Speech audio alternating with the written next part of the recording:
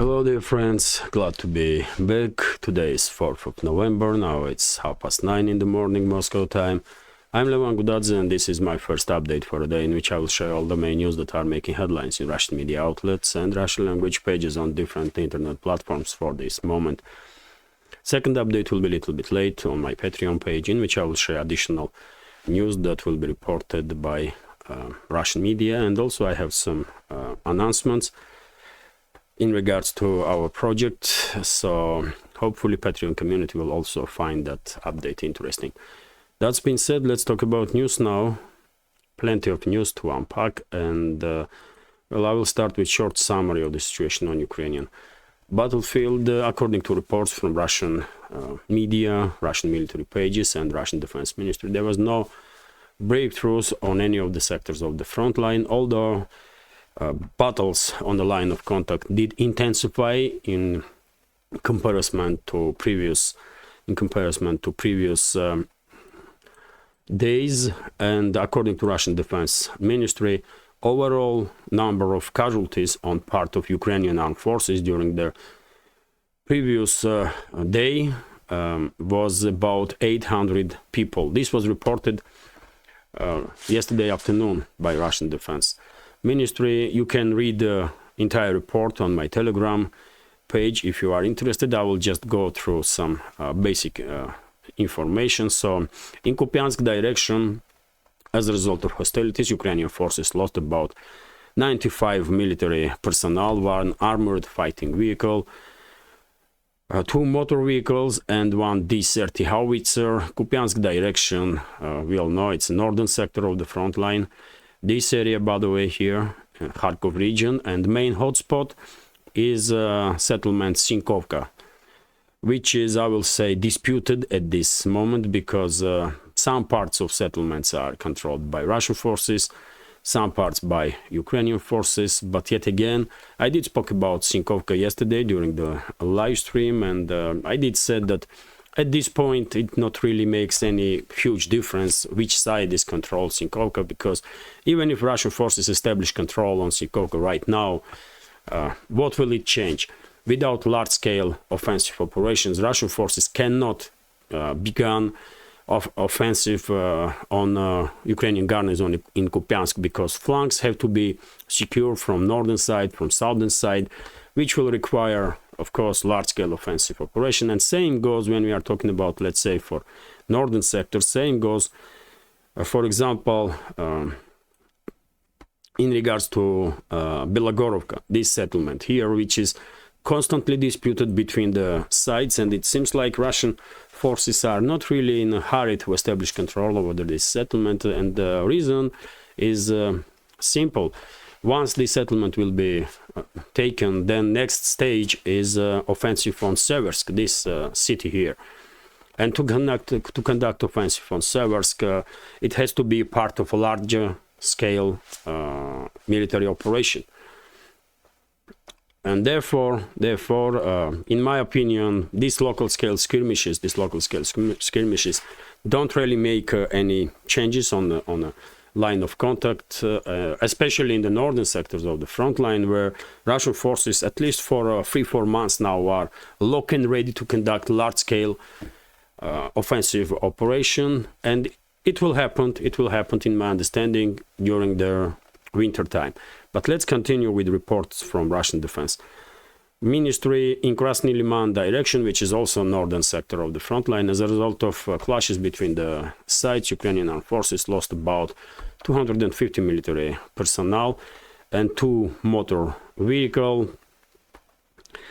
Donetsk direction, and by the way, Krasny Liman, probably all of you did notice that Krasny Liman direction, which is basically, we can say, entire this area from Seversk to Liman and entire this square here is quite active recently, and Ukrainian side has a severe number of casualties in this direction. I guess we can take this intensification of clashes on artillery duels on this direction as a as a preparation of a ground by Russian side exactly for a large-scale offensive operation which will take place during the winter time, in my opinion, somewhere towards the end of the January, first half of February. That's my understanding of the situation. Although, dear friends, I'm constantly repeating that I'm not military expert, and my reading of big picture can be mistaken.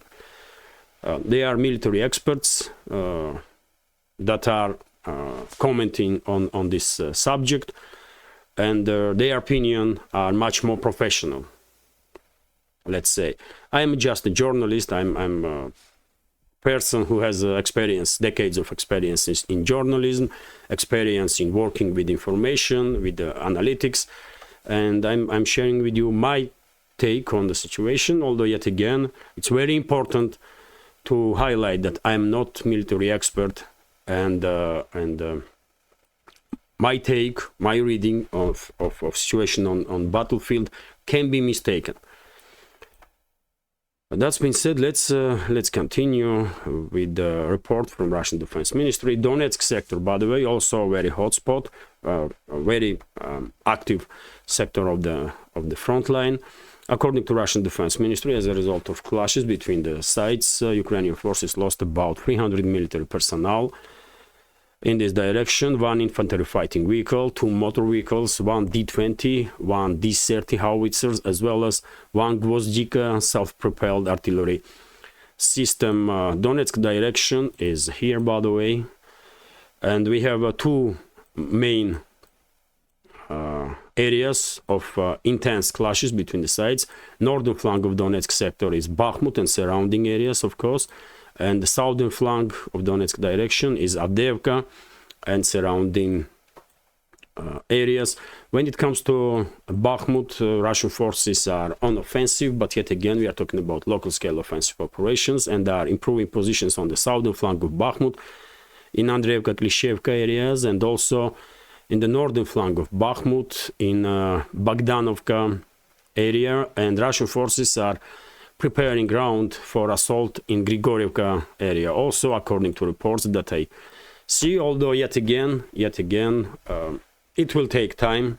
It will take time to prepare ground for offensive in direction of Chisov Yar, Konstantinovka, this line of defense of Ukrainian armed forces, and maybe we will see this final assault on these settlements from Russian forces during the large-scale offensive operations in January, February. But overall, at this point, nothing is happening on Donetsk sector of the front line that influence this current situation in immediate future.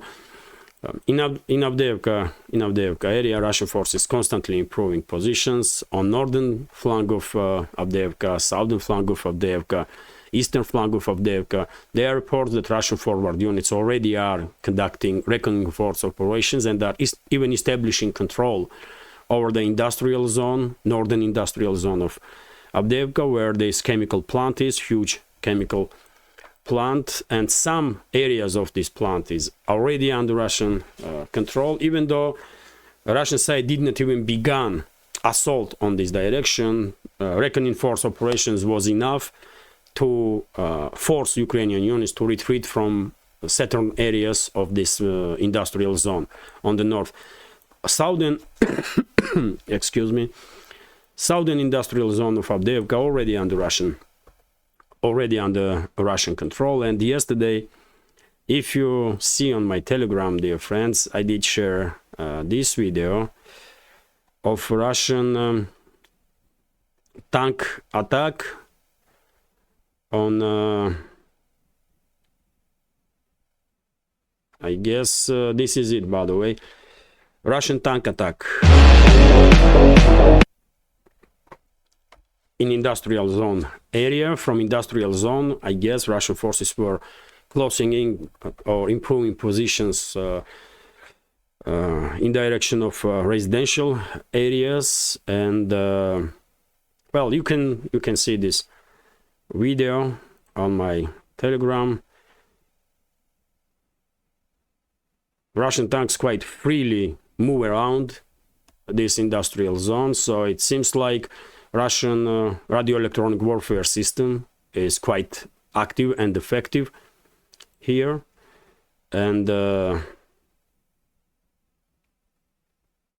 just look, man.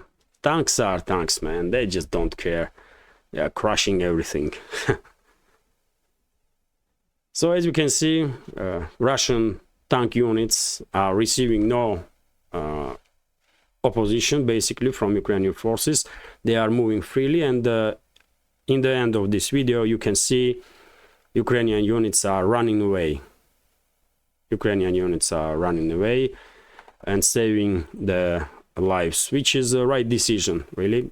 They can make the better decision to contact Russian forces, lay down arms and surrender, but you know, they did run away, and at least for time being did manage to save their lives. They will have opportunity to surrender sometime in the future. Also, let's continue with the update from Russian Defense Ministry. In southern Donetsk direction, as a result of clashes between the Russian and Ukrainian forces, Ukrainian army lost about 85 military personnel, 1 armored fighting vehicle, 2 motor vehicles, 1 Akatsiya self-prepared artillery system, and 1 Gvozdika self-prepared artillery system. So Donetsk direction is calm, we can say, nowadays for last quite a few weeks. It's Russian forces that were conducting offensive operations in Vremyevsky salient area. Initiative is in totally Russian side and on Russian side, and I cannot even remember when last time Ukrainian forces did even try to conduct any more or less significant scale of counteroffensive.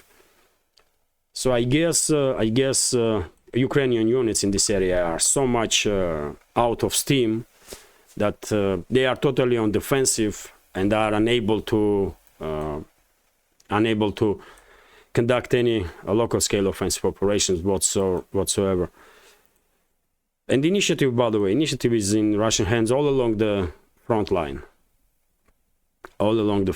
Let's continue with the additional news here. Zaporizhia direction. Also, we can say that intensity of battles are very low, like in South Donetsk direction, in Zaporizhia sector of the front line also. And according to Russian Defense Minister, during the previous 24 to 36, let's say, hours, Ukrainian forces lost in Zaporizhia sector of the front line 20 military personnel and 2 motor vehicles, and mainly these losses did occur in Orekhov bridgehead, where Ukrainian forces are still holding to Rabotina settlement and these empty fields between Rabotina, this settlement here, Novoprokopovka, and Verbova, which is here, by the way. But overall, situation is quite calm in comparison to previous times, because after all, Zaporizhia sector of the front line and South Donetsk sector of the front line on this land bridge between Crimea and mainland Russia was the main axis of Ukrainian so-called counteroffensive. And it's in this area, by the way, that Ukrainian forces from 4th of June up to now lost tens of thousands of their military personnel and best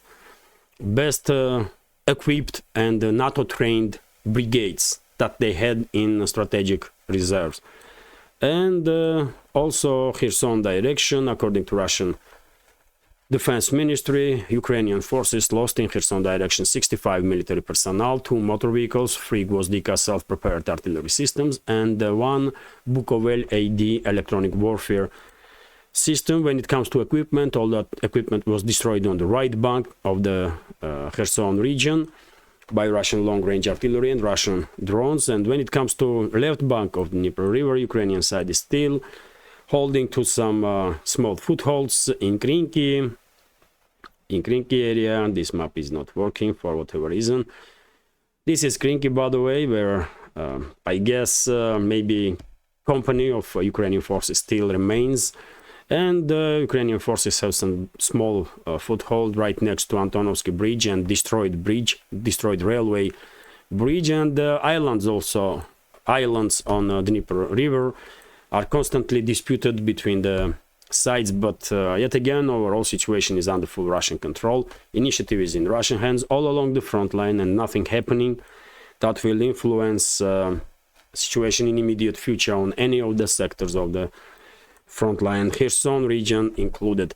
And this is it when it comes to short summary of the situation on Ukrainian battlefield. As we can see, despite severe local scale clashes, overall operational pause is holding, and no one side is conducting large scale military operations at this point. Main hotspots are still Avdiivka and surrounding areas, Bakhmut and surrounding areas in Donetsk sector of the front line, and also Kherson direction, where Ukrainian side, or let's say Kiev regime, is still sending more and more troops into the Russian trap on the left bank of the Dnieper River. And one may notice that also Krasny Liman or Liman sector of the front line is also quite active lately, and despite the fact that there are no large-scale offensive operations from any one side, as a result of local-scale skirmishes,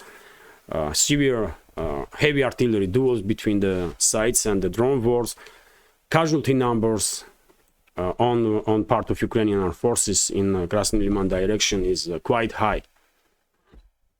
Second to Donetsk direction. So this definitely indicates how intense these artillery duels and local scale skirmishes are in Krasny Liman sector also. And now, before I continue with some additional news, let me, dear friends, thank all of you for your time and attention. And of course, special thank to members of our community that supports my work with donations through PayPal, Buy Me a Coffee, and by subscribing to my Patreon page. Without your attention, without your support, this project would not exist, and I would not have this unique opportunity to work on this project. So thank you very much. Let's continue with additional news. And TASS news agency is reporting that the Russian Defense Ministry did share information with public that during the Russian offensive on Artyomovskaya, which is Khromovo, by the way, let me show you. This is Bakhmut direction. So during the offensive, Russian offensive in direction of Khromovo, which is right next to Bakhmut, this settlement here, by the way, and this pro-Ukrainian map is forced to acknowledge that Khromovo is under complete Russian control now. And this settlement, like Bakhmut itself, has two names. Russian side calls it Artyomovskaya, like Bakhmut has a name Artyomovsk, and Ukrainian side calls it Khromovo, and Bakhmut has Bakhmut, although, by the way, both names are Russian names. So I find it difficult to understand what's going on here with these names, man. Bakhmut is a Russian name. This city was built by Russians and named by Russians, and I don't know why DPR, leadership of DPR will not name this city as it was, like, I don't know, 100 years ago. Bakhmut, it's a Russian name. But anyway, according to Russian Defense Ministry, during the Russian offensive on Khromovo, this village right next to Bakhmut, Ukrainian forces basically did not give a fight, and mainly vast majority of Ukrainian units ran away, which is yet again good for Russian side, because casualties numbers were low, and good for those Ukrainian soldiers, those poor Ukrainian soldiers that did manage to save their lives, at least for another day. And they will definitely have an opportunity to make even better decision to contact Russian side and lay down arms and surrender. And it's very important to do it proper way, because it's a battlefield, by the way, and there are some instances, and I do see video when military unit is trying to surrender, one military person surrenders, then another makes some crazy moves, slowdowns, and acts strangely, and basically he is provoking fire. At that point, this person intentionally, maybe, who knows, maybe he wants to try, he wants to take a gun out and began shooting. Who knows? But this is a battlefield. And it's very important for those Ukrainian units that planning to surrender to do it correctly, to contact Russian side. They know radio waves which to use for this, and surrender accordingly. They have to be without weapons on them, and you know, they don't have to do any crazy moves because no one gonna give them a second chance. It's a battlefield, man, and seconds may be decisive. So anyway, those soldiers that run away, those Ukrainian soldiers that run away from Khromovo will definitely have another chance to lay down arms and surrender and save their lives. That will be better decision, best decision of their lives, and that will be better way for their families, their loved ones, their relatives, their friends, and for Ukrainian society as a whole. These people don't have to die. Majority of them are forcefully mobilized. And they may be on the drugs on the front line, or I don't know what is wrong with them. But you know, their life in their hands. They can always make right decision. They don't have to die for Zelensky and his criminal associates and their Western masters or geopolitical agenda of their Western masters. Let's continue. RIA Novosti is reporting that Russian armed forces destroyed the command and control center of Ukrainian air defense systems in Ukrainian Air Defense Force in Dnipropetrovsk area, which is quite significant news because destruction of air defense systems of Ukrainian armed forces in any sector of the front line will, of course, significantly ease for a Russian frontline aviation work. Because after all, we should always remember that NATO member states are constantly delivering to Kiev regime air defense systems also, medium and short-range air defense systems including, which is especially dangerous for frontline aviation. So this strike on command and control center of Ukraine's air defense in Dnipropetrovsk region is quite important, and I guess we will see further increase of activity of Russian frontline aviation in that direction. Anyway, let's continue. RIA Novosti is reporting that according to statements from Ukrainian general, Viktor Nazarov, Europe and US are waiting significant difficulties, and they will endure significant problems if they will not resume large-scale supplies of finances and weapons to Kiev regime. Well, this looks like not just blackmail, but they are kind of threatening Europe and the US at this point, isn't it? It definitely sounds like that if you are not giving us weapons and money, then you're gonna have problems. What problems, man? Europe and US, especially Europe, already has a problem and will have much more problems exactly because they are sending so much weapons into Ukraine. And some weapons will go back to Europe and already did, and just look at the crime rates in Europe and instances when firearms have been used. Are those instances increasing significantly? Of course they do. And you think from where these weapons came from? Ukraine, of course. Not all of them, but significant number. And the Russian side was, warning European states, don't do it. Don't do it. Don't send that weapons to Kiev regime, because you are not just creating problems for us by prolonging this conflict, but you will also endanger your own citizens, because some parts of those weapons will eventually end up in Europe. And we are talking about not just pistols or assault rifles, which is of course dangerous, extremely dangerous, but we are also talking about manpads manpads, by the way, that can shut down planes and helicopters, and we are talking about ITGMs, anti-tank missile systems, guided missile systems, you know.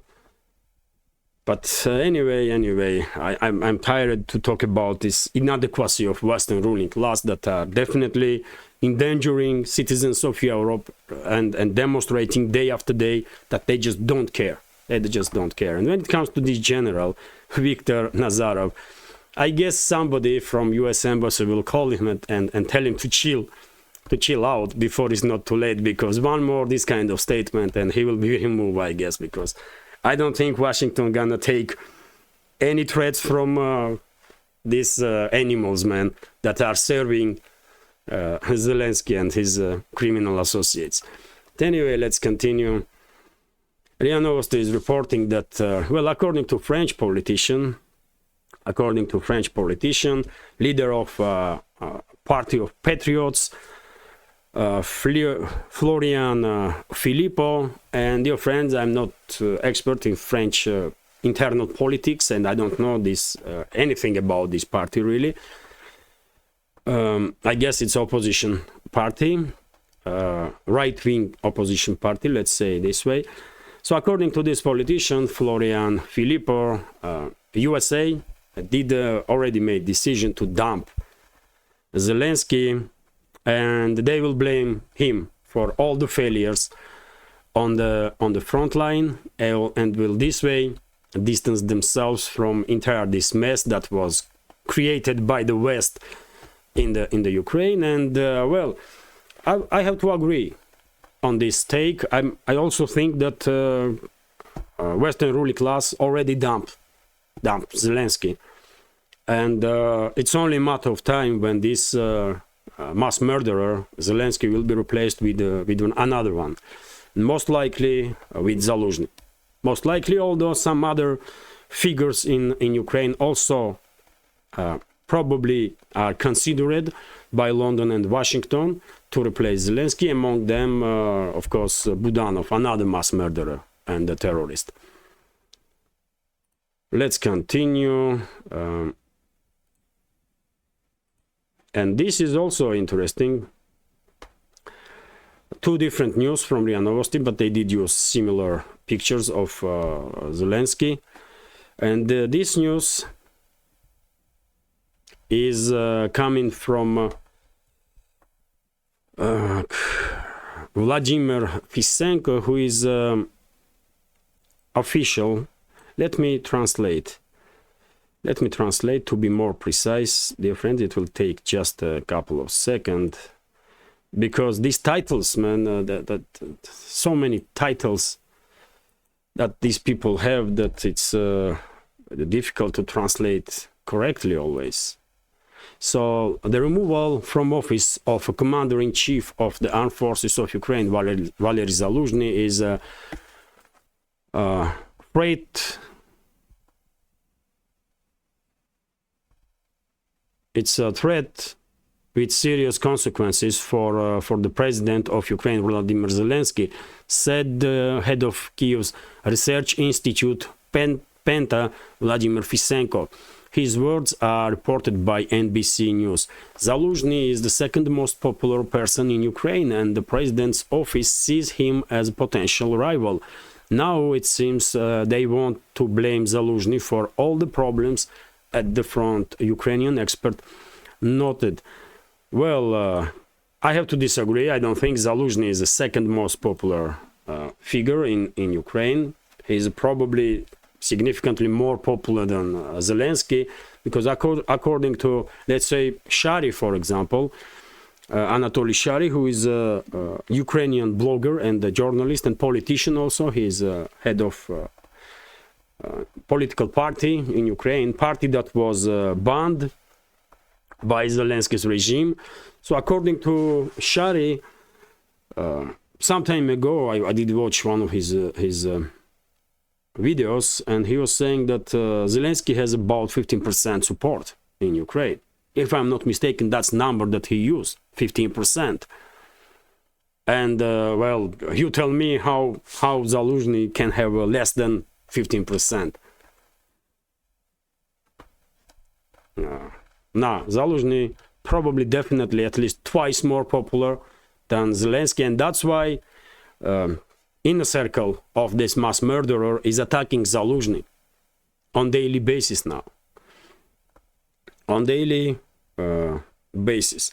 And when it comes to other point of this Ukrainian expert, that this confrontation between the two may create some internal issues in Ukraine and problems and risks, yes, he is correct, absolutely. And I was also saying that this internal conflict may finally destroy Ukraine as we know it, because internal civil war may erupt in Ukraine just at any point. And we should always remember that just recently, by the way, some experts in Ukraine, according to Ukrainian media outlets, did blame openly Zelensky for attempt to kill Budanov. You remember when this story came out that wife of Budanov, head of Ukraine's, and Budanov is the head of Ukraine's military intelligence. So when information was spread on the internet that the wife of Budanov and several officers of Ukraine's military intelligence, probably bodyguards of this Mariana Budanova, so they were poisoned. They were poisoned with arsenic and some other stuff, medieval method to poison someone. I did said straight away that in my understanding this was a hit on Budanov carried out by Zelensky's camp. And it only took like a day or two, and some Ukrainian media did report based on Ukrainian experts inside that most likely it was definitely Zelensky's team who take shot at Budanov. So, and Budanov will retaliate. I mean, Budanov is a straight up killer, man, and mass murderer, terrorist. And it will only take time, and he will retaliate on Zelensky and his associates, and who knows who will be the target. I don't think he will target Zelensky directly, although he might, but someone, or maybe even several people that play important role in the camp of Zelensky will definitely become target of Budanov. That's at least my understanding of the situation. But anyway, because Budanov is crazy, though, it's really crazy. Did you listen his interviews? He truly is a crazy person. He is capable of basically anything, anything. And Zelensky and his associates should be very careful now. RIA Novosti is reporting that mayor of Kiev, dear friends, is active again. Klitschko did so, Vitali Klitschko, I guess did so opportunity to play politics again and to secure place for him in the future Ukraine, let's say, if Ukraine as a state will remain at all. And he began this political game when he's definitely testing ground if he can become a part of Zaluzhny's camp. And he was interviewed by 20 Minutes media outlet, and he was asked about his own presidential ambitions, his own political ambitions, and he said that at this point all that matters is statehood of Ukraine, because it's a statehood of Ukraine that is in danger at this particular moment. And well, during yesterday's live stream I did touch on this subject, and I said that probably Klitschko, who is a walking man, by the way, I mean, this individual is too dumb to come up with any more or less adequate statement, but probably he has some okay speechwriters or aid, and this speechwriter did come up with the right sentences, because in this particular case, statement of Klitschko is definitely correct, and Ukraine's statehood on the line, undoubtedly. And if you ask me, I'm 99% sure that once this conflict will end, there will be no Ukraine as a state on the political map. On the political map.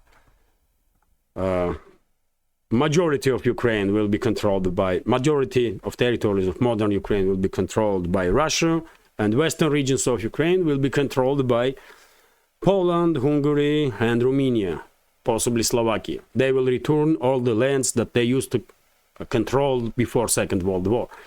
And that's it, there will be no more Ukraine. 99%. I will just leave slight 1% chance that Kiev and surrounding regions will remain as a landlocked quasi-state under the name of Ukraine. But anyway, topic is exactly there. I mean, he is on point, this Klitschko, at this particular case, because it's definitely statehood of Ukraine is on the line. And I remind you, dear friends, that yesterday and day before, media also did report about his statements when he not just criticized Zelensky and his associates, his regime. He is also part of Zelensky's regime, really, Klitschko. But he did criticize Zelensky. He said that state institutions are deteriorating in Ukraine in a rapid pace, and modern Ukraine is autocracy, basically. And also, by the way, he made a statement in support of Zaluzhny. In support of Zaluzhny. So, well, after this, Klitschko is definitely, well, let's say, beginning its Klitschko and clans that are around him are definitely beginning their own political game. They are testing ground if they can cooperate with Zaluzhny's camp, and if no, you know, they may have begun working with Budanov, another camp that have some ambitions in Ukraine. But anyway, this conflict inside this failed state is intensifying internal conflict, and at any point we may see armored conflict between these camps, between these three camps: Zelensky, Zaluzhny, Budanov. RIA Novosti is reporting that, well, according to Western media, dear friend, in this particular case, Financial Times, Ukraine or Kiev regime is risking to, is under risk that they will not receive promised 50 billion euros from EU. And this is because many states in the EU are not happy with this initiative of Brussels to spend that much money on, to continue spend that much money on Ukraine. And if previously it was usually Hungary who was opposing, this crazy moves of Brussels to send tens of billions of euros to Kiev regime.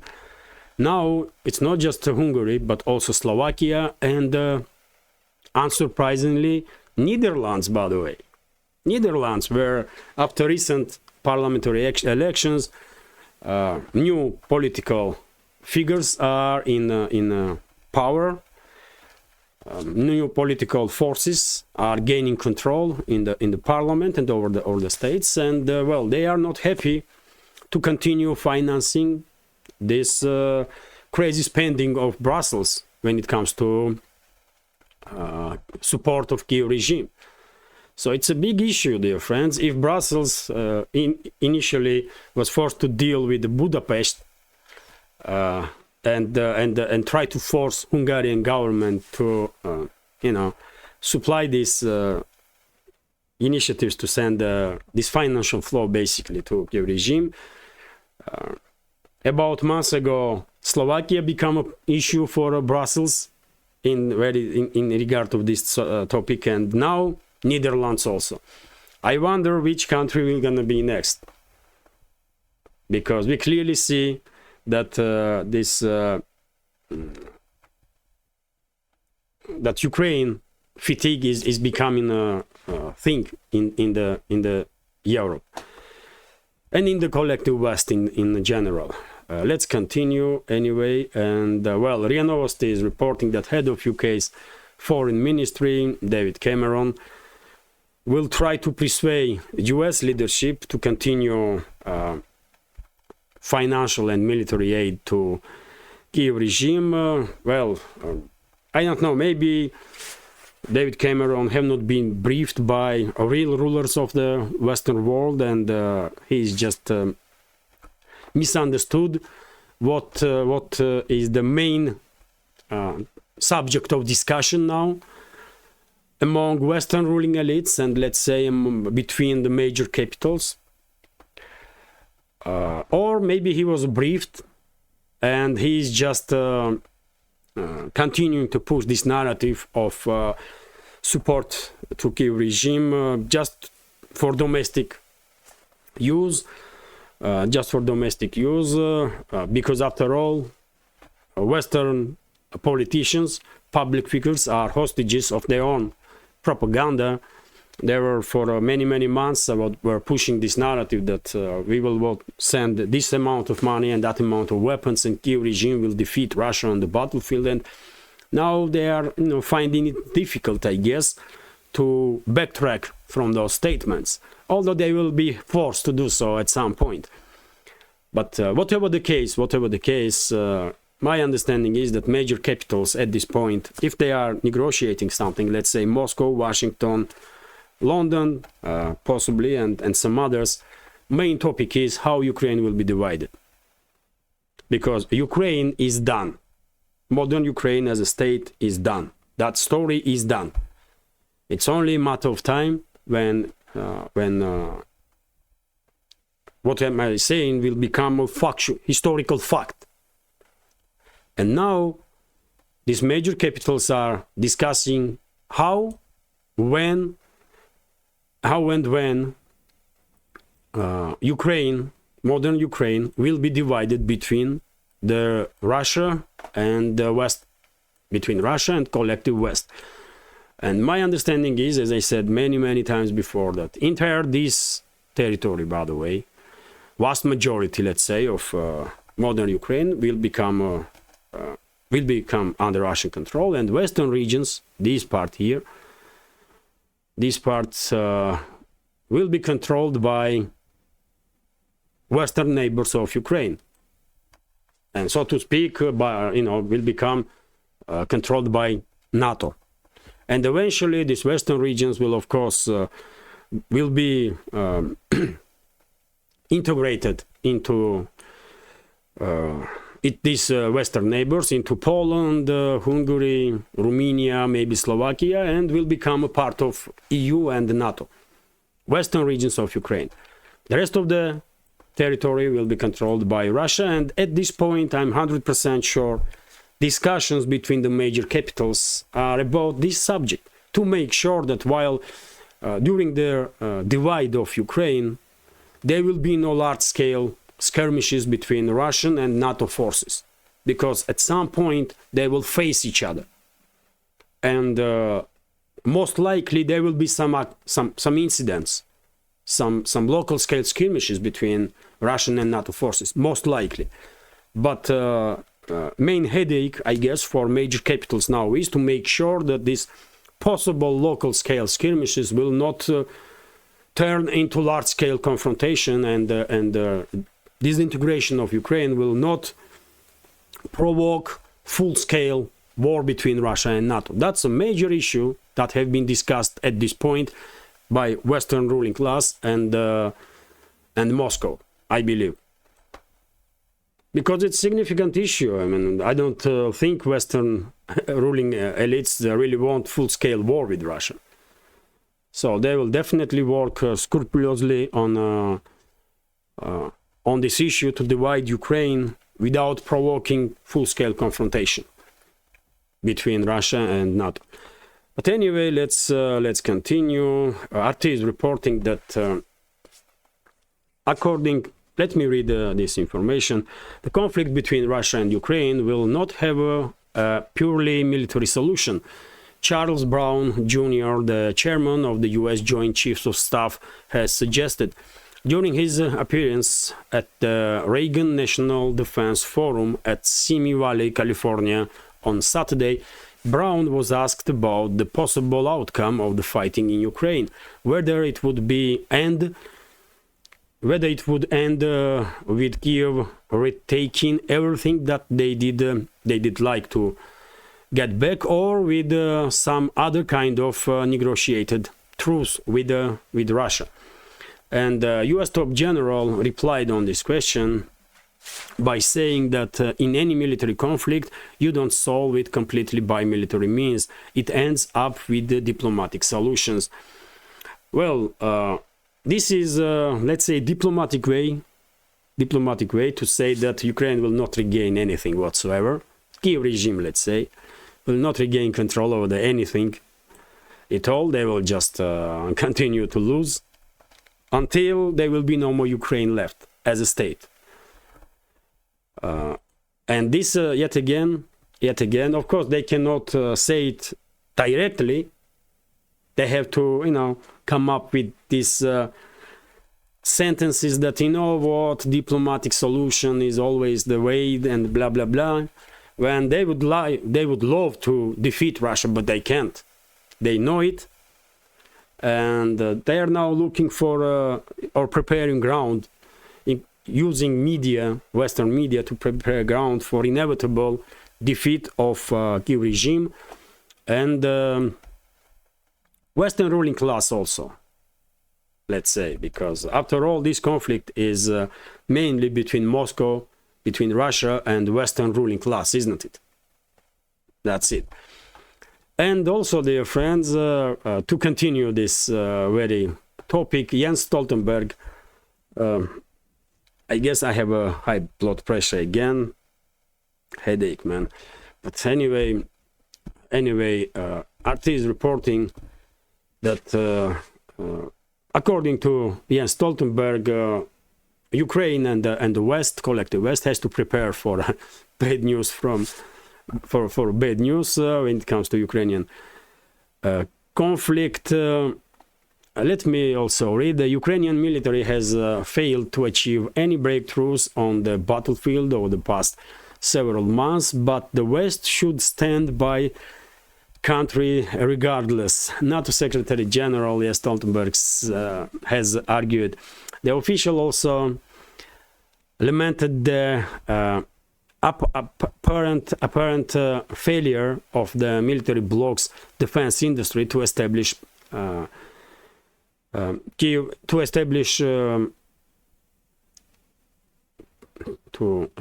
provide Kiev with the munition it requires.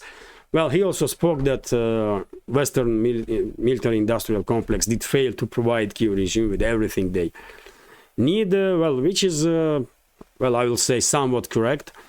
And earlier this week, Stoltenberg warned that Moscow has been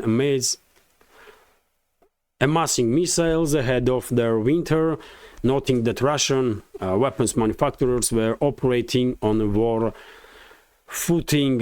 Well, anyway, also, I will say nothing extraordinary from Stoltenberg here. As I mentioned during the commenting on previous news, Western, these so-called elites, they are hostages of their own propaganda. And I guess they are finding difficult now to speak to media, to answer to questions of even controlled media, by the way. Nothing to say about society in the West. And step by step, they are beginning to prepare ground for inevitability, which is complete destruction of Kiev regime and consequence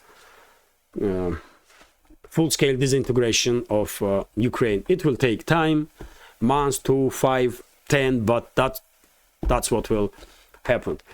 Anyway, let's continue. TASS news agency is reporting that Russian kamikaze drone Privyet 82 did receive additional features which will allow operators of these drones to stay underground while conducting operations, which will significantly increase safety of military personnel. Good development. Lately we see on regular basis new drones have been introduced to the battlefield by Russian side with new equipment, new features, range, night vision, automatic targeting systems, and so on. And this is the latest update on this topic, that these particular drones will have operators for this particular drone will have opportunity to stay somewhere underground and operate with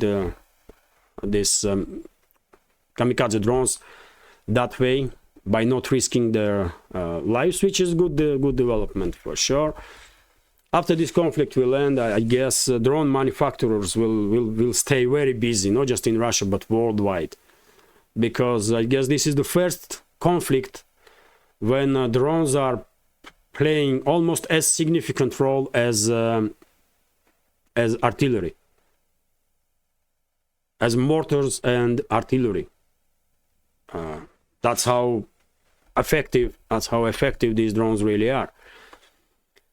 And of course, development of radio electronic warfare system will be priority for everybody, I guess, including portative radio electronic warfare systems that can be carried not just by armored personal carriers but even military personnel. It will take time, but that's the direction that I see that electronic warfare systems will move. Anyway, let's continue. RIA Novosti is reporting that, and now this another bigger global topic, escalation in the Middle East. And according to this report here, which is based on statements of Ministry of Healthcare in Palestine since the beginning of escalation, between Israel and Palestine, more than 15,500 civilians were killed in Palestine, and more than 41,000 civilians were injured.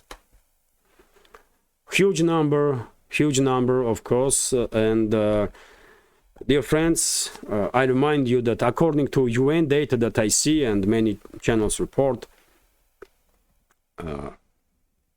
during their special military operation, which is almost 2 years now, as a result of immensely intense fighting between Russian and Ukrainian forces, unfortunately 10 to 15,000 civilians were killed in Ukraine, which is a huge tragedy, of course.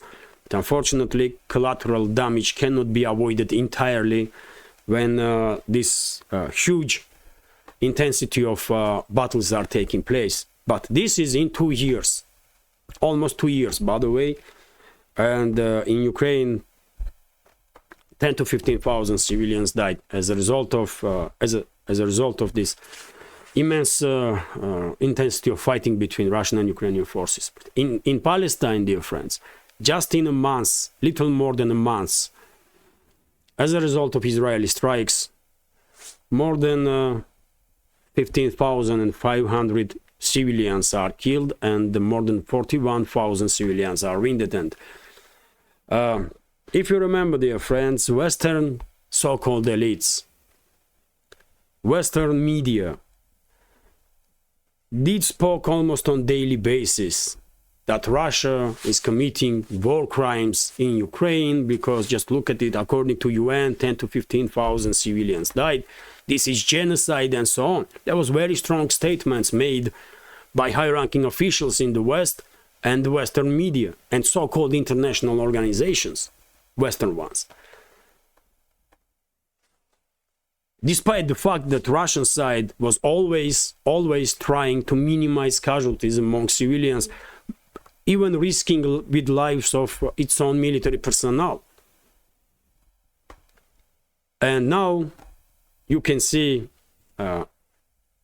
what is happening when Israel just in a month killed as a result of clashes, by the way, between Israel and Palestine, more than 15,000 civilians died in Palestine, and Western so-called elites are quiet.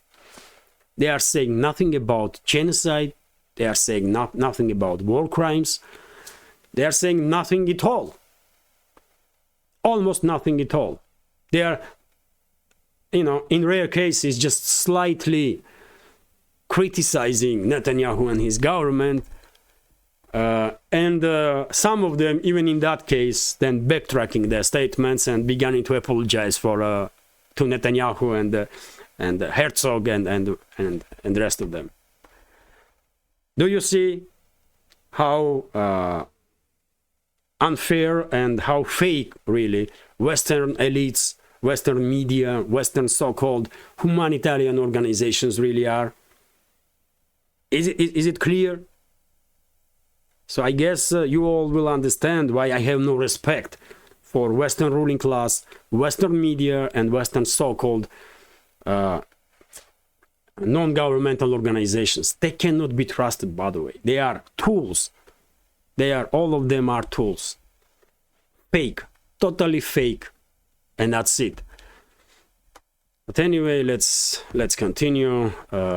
TASS news agency is reporting that President of Chile, dear friends, Latin America is always, unique, man. It seems like many countries in Latin America just don't give a damn, man. They are very, very straight when it comes to demonstrating their positions. And it was historically this way. Since Latin American states gained independence. And I remind you, dear friends, many of the countries in Latin America, while they were opposing U.S. Imperialism, they were also opposing Soviet Union. So they are historically have this tradition to hold on to their own vision, to their own principles, and they have, as I said, they have very strong traditions of this. And well, even though Chile had a very difficult, troubling history during the Pinochet rule, Chileans do know perfectly well price of human rights, maybe exactly because of the Pinochet regime, who was killing innocent Chileans in thousands. So current president of Chile, Gabriel Boric, blame Israel in inhuman atrocities. Blame Netanyahu and his government, by the way, in carrying out inhuman atrocities, mentioning same time noting that unbelievable number of children have been killed in Palestine as a result of Israeli military operations. So very rare occasion when this level of strong statements are made towards Israeli government, and not surprisingly at all, these statements are coming from Latin America. I remind you, dear friends, that Bolivia cut diplomatic ties with Israel, and now we have very strong statements from Chile. TASS news agency is reporting that, and dear friends, we should, I don't think I have to explain this, but I will anyway. Criticism of Netanyahu and his government, of course, not means that anybody is in support of Hamas, man. Absolutely not. Hamas is a terrorist organization, and Netanyahu and his government is a terrorist organization. They are committing atrocities. They are committing. They are mass murderers. They are using terrorism. They are terrorizing public to achieve political goals, and that's a pure definition of terrorism. So both sides, according to literally definition of the terrorism, both sides, Netanyahu's government and Hamas, are acting as a terrorist organizations because they use terror as a method to achieve, as a tool to achieve their political goals. I don't think anybody will argue with this, because it's a fact, it's factual, isn't it?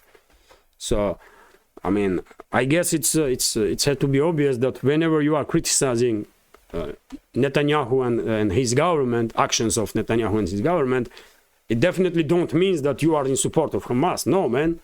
Hamas is as a terrorist, also a terrorist organization, and also committed atrocities, and should be neutralized, like Netanyahu and his government. His terrorist regime should be neutralized. That's it. They all are terrorists. It's factual. It's just factual. I mean, there is no way around it, you know? TASS news agency is reporting that White House did make statement that at this point they have no information that any negotiations, they have no information that any negotiations are taking place between Israel and Palestine to prolong or to achieve another humanitarian pause or temporary ceasefire, which is bad news, really. This intensification, this renewal of hostilities in Palestine already caused deaths of hundreds of people in Palestine. RIA Novosti is reporting that, and now some other topics also. Plenty of news left, man. How long this update gonna be? What? It's already an hour. Wow. Okay, I will go through headlines at least. RIA Novosti is reporting that according to Russian expert Alexander Lomanov, Russian expert in geopolitics, US may risk and put missiles on Taiwan and cause basically a crisis in similar to Caribbean crisis when Soviet Union deliver its missiles in Cuba. Well, probably something like that may happen if you take in account how inadequate Biden's administration is, but well, let's hope it will not happen, but risk that US will escalate with China significantly and will put some missiles in Taiwan. Such a risk cannot be ignored for sure, I think. Next news, about Israel again. RT is reporting that Pentagon chief Lloyd Austin warns Israel of strategic defeat. Israel's victory over Hamas will become a strategic defeat if the country does not prevent civilian casualties during its military operations in Gaza. U.S. Secretary of Defense Lloyd Austin has said, on public, U.S. high-ranking officials, including Lloyd Austin, are making one statement, but in regard to this conflict in the Middle East, but who knows what they are, what kind of conversations they have with Netanyahu and his government behind the scenes. Because after all, we should always remember that Israel is heavily dependent on US support, financially, militarily.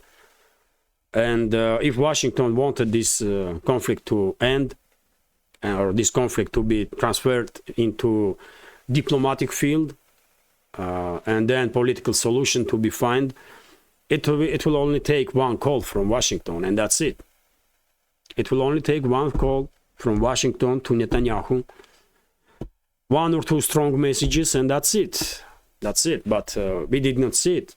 We did not see that Netanyahu or his government are planning to de-escalate anytime soon, unfortunately. So yet again, demonstration from US high-ranking officials that they are liars and fake people. And these statements from Lloyd Austin or anyone else means nothing whatsoever. It's just for, these statements are made just to fool public. That's it. And well, yet another very strange individual, Macron, president of France. Well, he said that President of France Emmanuel Macron has urged Israel authorities to more precisely define the end goals of the war with Hamas, while arguing that the state aim to totally eliminate the Palestinian militant group may result in a years-long conflict. Well, statement is understandable itself, but Macron not. Macron, after especially, he is a joke, man. Macron is a joke. I mean, he's a clown. Politician that can 1 week say one stuff and the next week say exactly the opposite. I can only comment on this with, you know, I don't know. I feel sorry for France that they have such a president, man, such a disgraceful president, I will say, that has no principles,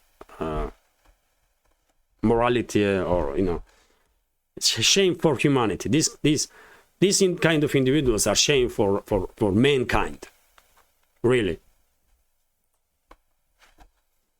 Let's continue. And RIA Novosti is reporting that Shiite militias in Syria and Iraq made statements that they shell U.S. military bases in both countries, while there was a temporary truce in Palestine.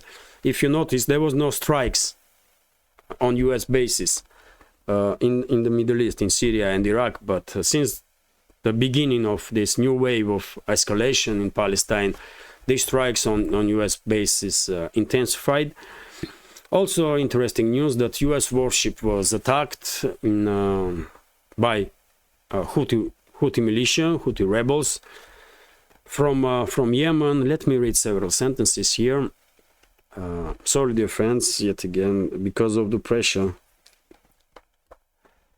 I find it difficult to read. I need to take some medicine, man. That's age, isn't it? We are getting older, and then this stuff begins to play its role, like pressure and hard, and you know. But it is what it is, man. Anyway, let's continue. An American warship and multiple commercial vessels came under attack in the Red Sea on Sunday, the Pentagon said, in what is being seen as the latest in series of maritime attacks on regional shipping routes linked to the Israeli-Hamas war. In a statement released by the Department of Defense, U.S. officials did not immediately identify the source of Sunday's attack. Soon after, Yemen's Iran-backed Houthi rebels said that 2 ships linked to Israel have been attacked by its forces with the drones and missiles, but did not acknowledge targeting a U.S. naval vessel. We are aware of reports regarding attacks on the USS Corny and commercial vessels in the Red Sea, and will provide information as it becomes available, Pentagon said. And well, these attacks, by the way, took place in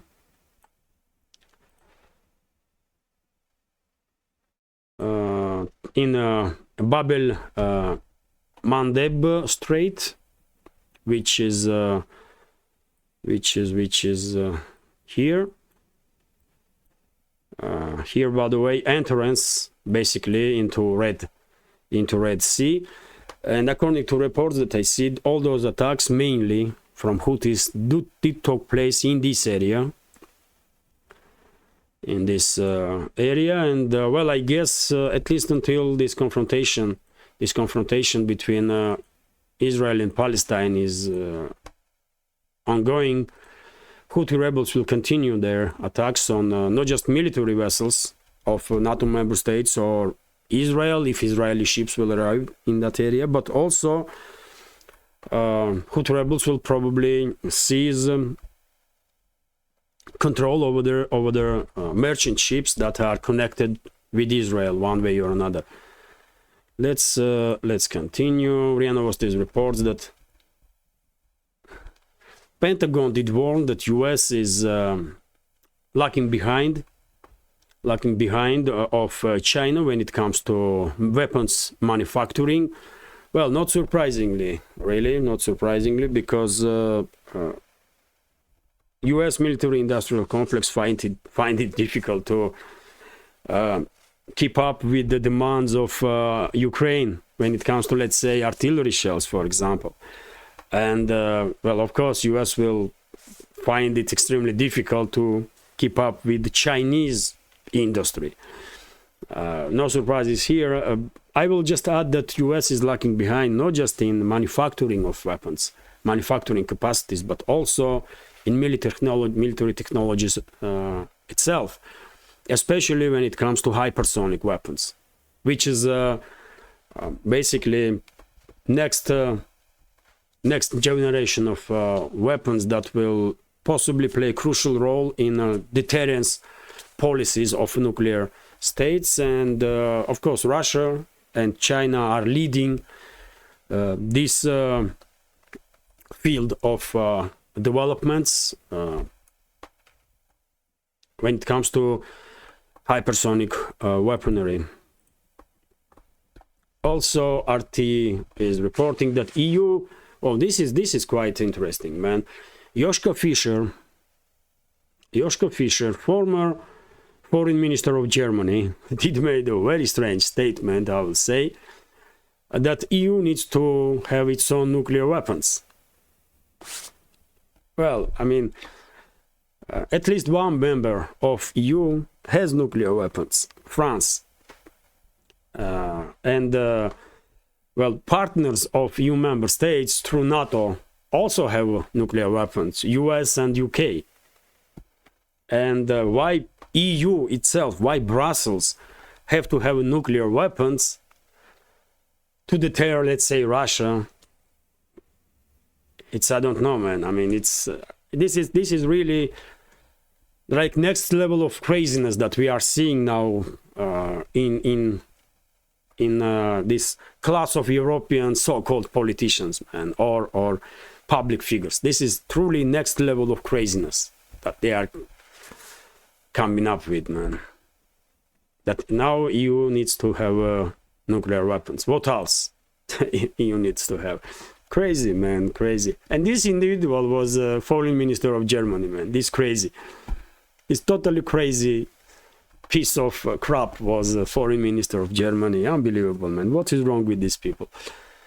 RIA Novosti is reporting that Estonia, by the way, is considering to shut down its border with Russia and giving warnings to its citizens that are traveling to Russia that borders may be closed. I remind you, dear friends, that Finland just previous week made decision to shut down border with Russia due to migration crisis when citizens of third countries are using Russia as a transit state to enter European states.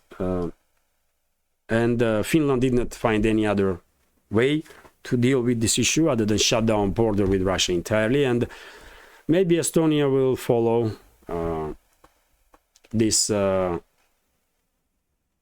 follow suit. After all, Estonia and Finland do have a very close ties. They are,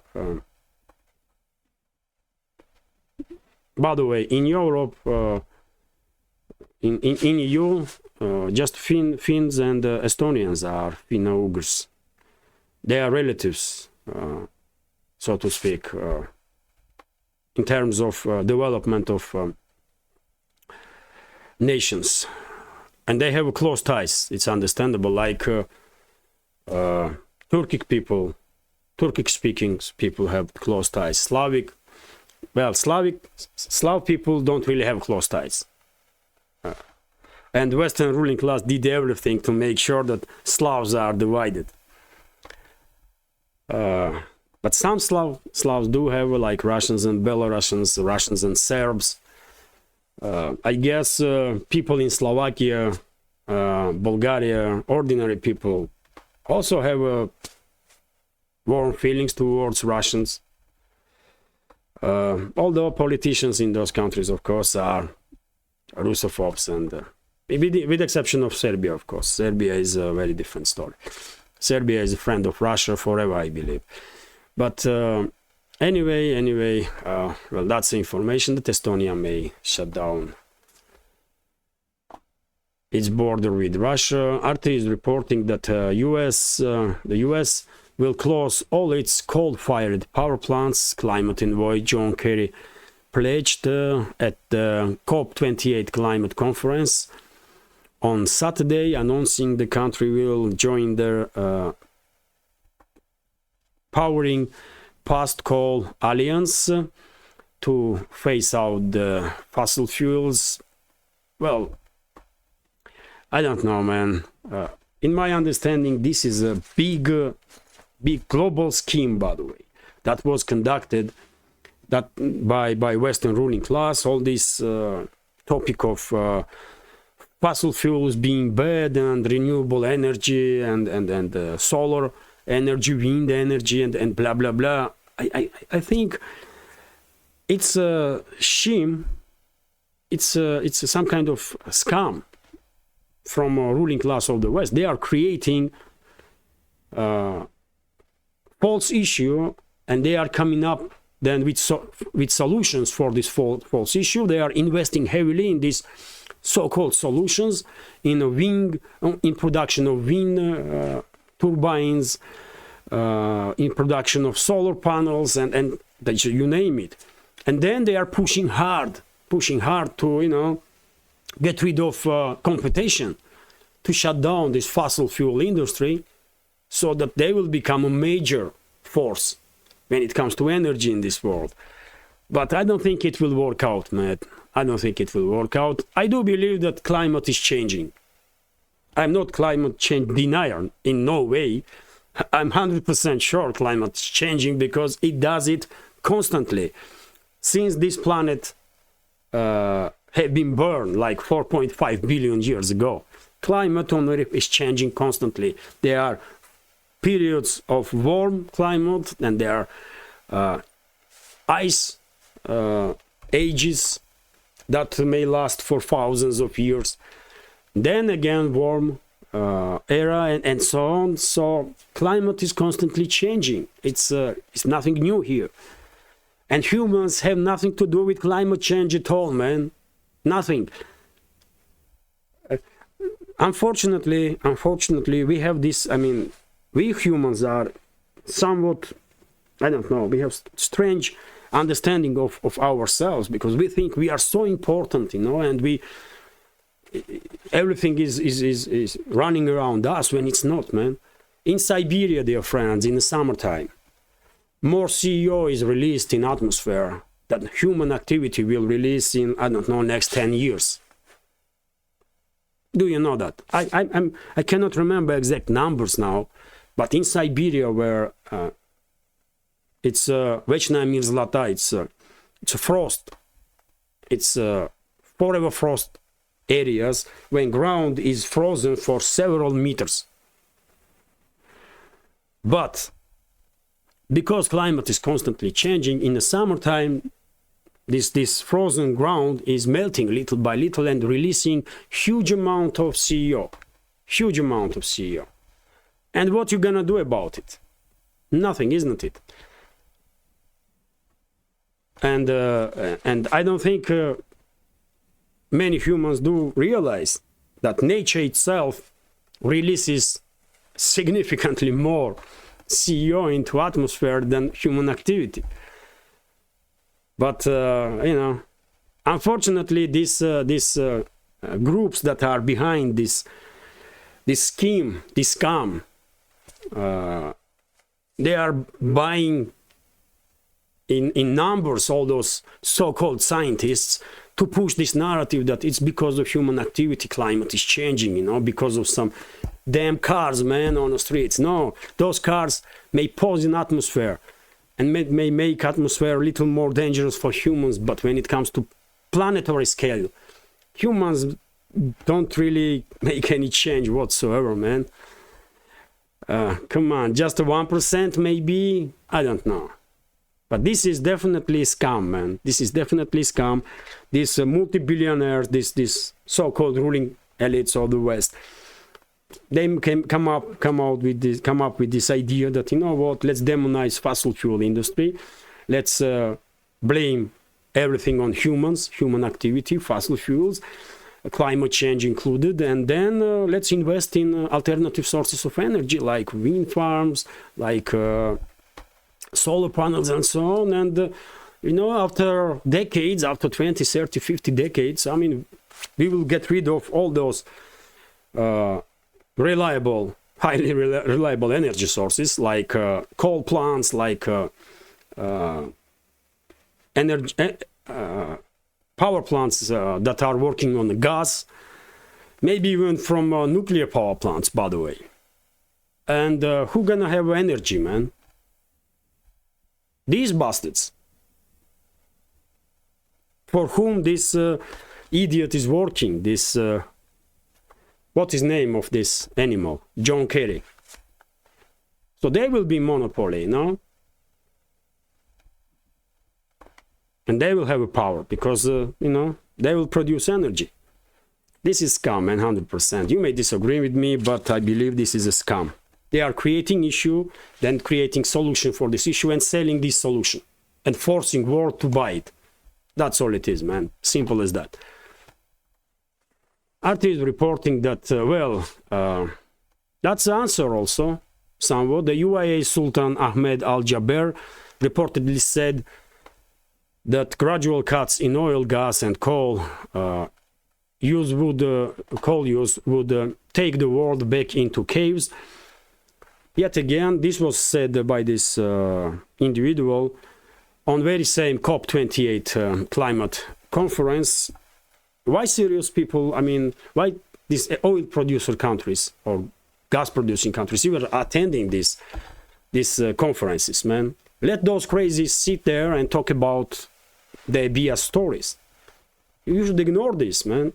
This is scam. This is scam that has nothing to do with attempt to, you know, improve lives of humans. You know, this is a pure scam, man.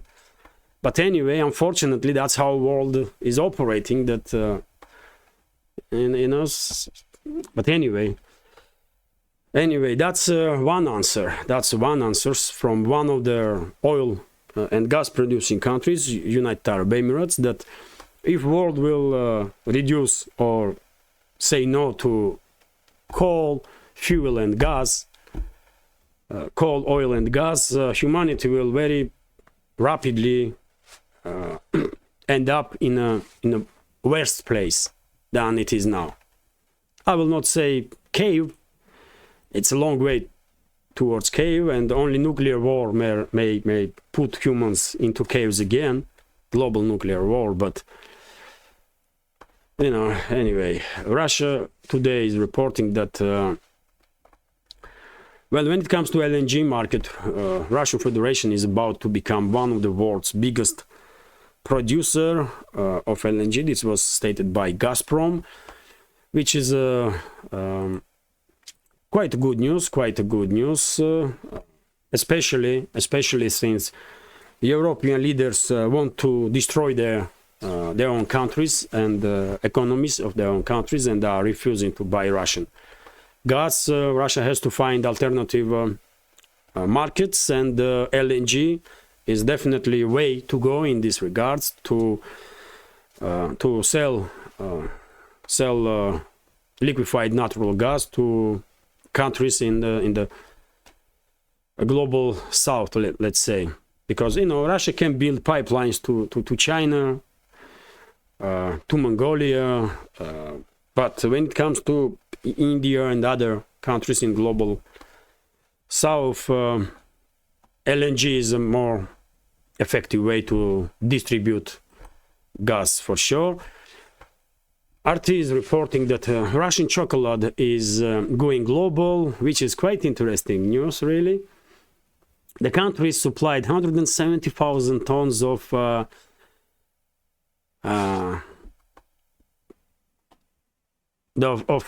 sweets, let's say this way, in January, September, according to RIA Novosti.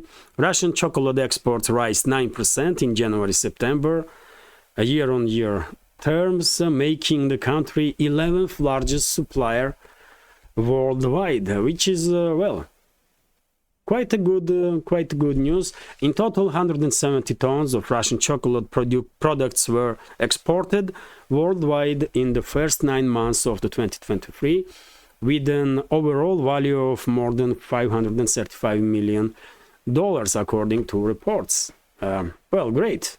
I love this news, man. I do like chocolate, and I do like that Russia is becoming major exporter in many different directions when it comes to goods. It's not just the gas, by the way, and oil and coal and forest. I don't know. It's also other items, including chocolate.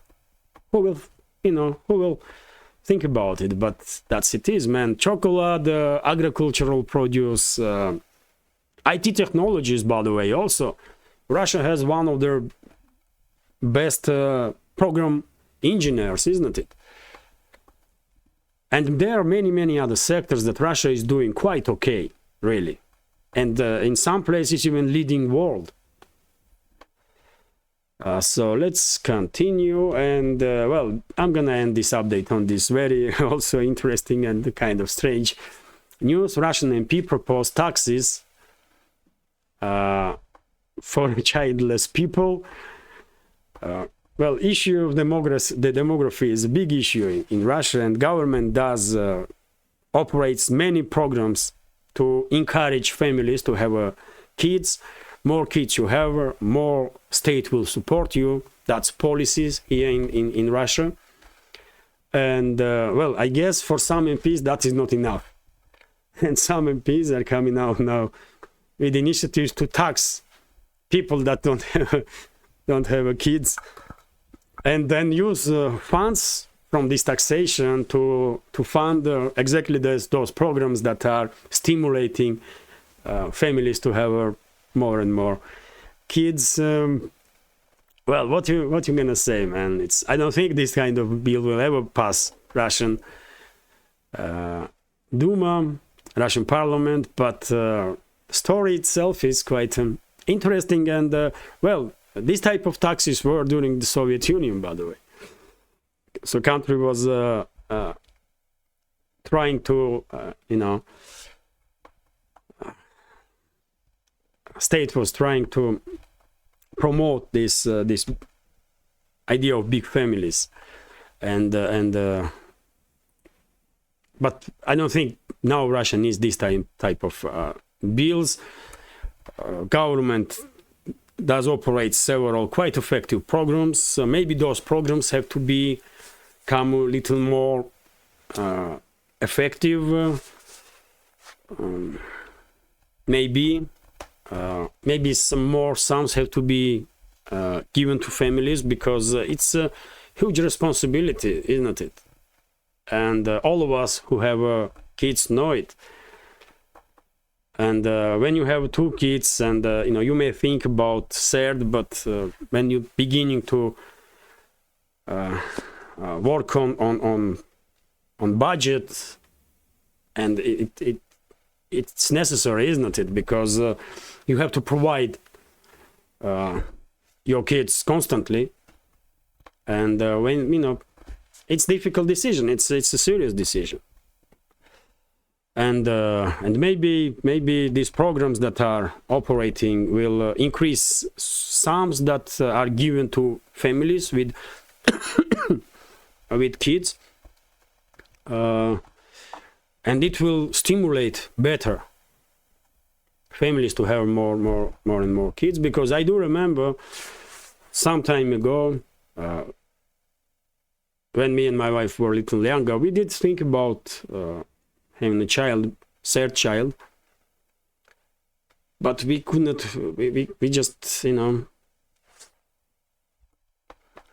But if at the time there was any program from state that will support us financially, we will have more encouragement. We will be more